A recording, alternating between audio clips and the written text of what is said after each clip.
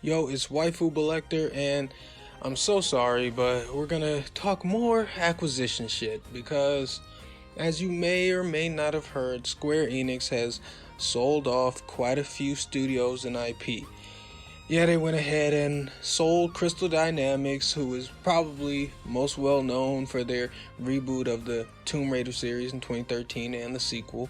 They were also, unfortunately, attached to the commercial mega flop known as Marvel's Avengers.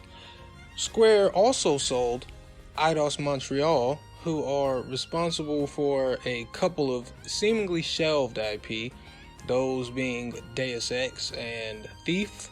Eidos Montreal also most recently did that Guardians of the Galaxy game that went over surprisingly well with those who were willing to play it after being spurned by the Avengers shit show. And they also did Shadow of the Tomb Raider, which was the last game in the Tomb Raider reboot trilogy. That was also my favorite one, quick little side note. But lastly, and certainly least, Square Enix sold Square Enix Montreal, who are basically just a little collective of mobile game makers. So we're gonna mostly be ignoring that because no one gives a fuck. I mean, I don't give a fuck. Do you give a fuck? You give a fuck? You give a fuck? Oh, nobody gives a fuck. What do you know? Alright, cool. Let's move on.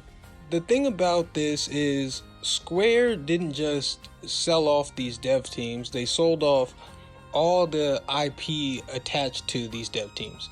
That's Tomb Raider, Deus Ex, Thief, and Legacy of Kain, which I forgot to mention that Crystal worked on because I forgot it existed, because I don't think I'm old enough. I think it might be like a law of the universe that you have to be at least 30 years old before your brain is actually capable of giving a fuck about Legacy of Kain. It really might be that once you turn 30, something just automatically clicks in your head and you go, I miss Legacy of Kain. even if you've never played it, you've never heard of it, I think it just happens. You just automatically miss Legacy of Kain. But anyway, yeah, Square Enix sold off these dev teams, sold off the IP for a cool $300 million to, drumroll, Embracer Group. Who the fuck is that?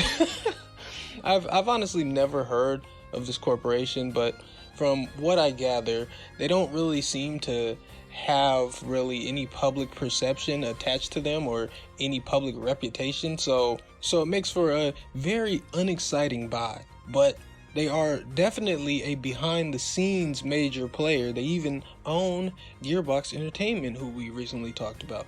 Now, I've seen some people commenting on this Square Enix IP acquisition thing and saying, you get all of that for just $300 million? That's a steal. And I kind of get it. I guess it can be viewed that way, but let's take a more realistic look at, what they got. It is valuable to have experienced dev teams, although probably not $300 million worth of value unless you're buying Rockstar or something.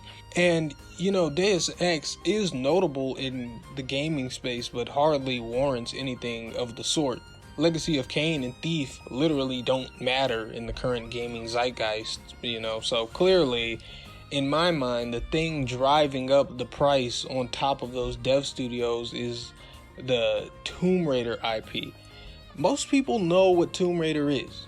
It undoubtedly isn't as popular as it once was, and yet it still remains very popular and very valuable. We, as gamers, may see the added value in Deus Ex and Legacy of Kain because we're looking at the untapped potential of these franchises. Potential being the key word. I think Embracer Group does see potential in Thief and Legacy, but it's far from a guarantee that any of that shit will live up to that potential.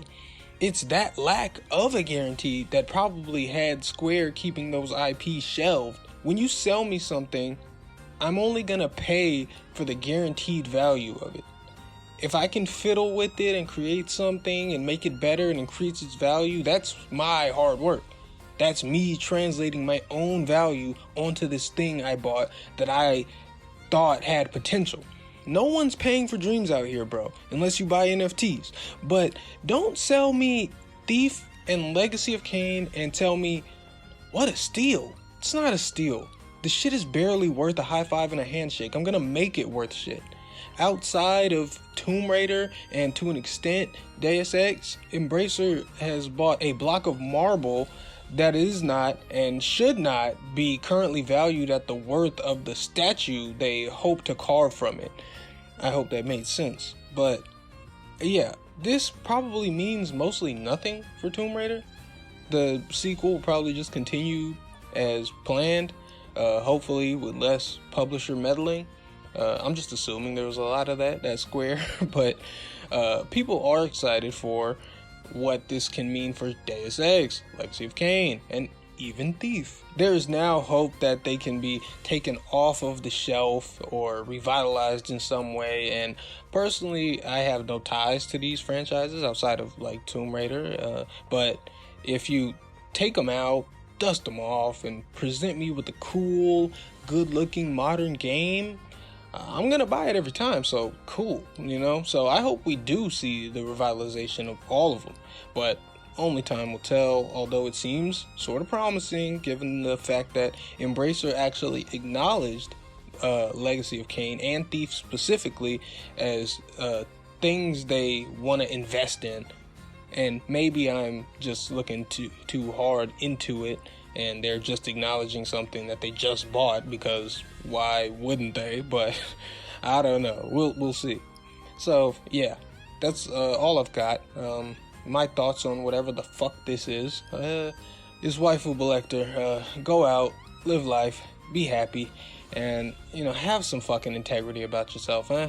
Try to do that. Okay, I'll see you.